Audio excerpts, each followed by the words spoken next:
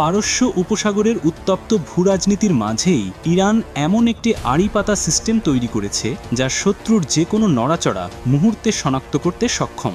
বিশ্বের শক্তিশালী নৌবাহিনীগুলো যেখানে প্রতিদিন এই উপসাগর দিয়ে যাতায়াত করে, সেখানে ইরান গড়ে তুলেছে এক নীরব কিন্তু ভয়ঙ্কর প্রতিরক্ষা বলয়। এই বলয়কে বলা হচ্ছে ইরানের ইনভিজিবল শিল্ড বা অদৃশ্য ঢাল। কারণ কেউ একে চোখে দেখে না, কিন্তু সবাই সর্বক্ষণ তার কড়া নজরদারিতে থাকে। উপসাগরে তরাজুড়ে ইরান স্থাপন করেছে বিশেষ ধরনের আন্ডার ওয়াটার মাইন, যেগুলো শুধু বিস্ফোরণের জন্য নয়, শত্রুর জাহাজ বা সাবমেরিন কাছে এলে সঙ্গে সঙ্গে গোপন সিগন্যাল পাঠায় ইরানি বাহিনীর কন্ট্রোল রুমে।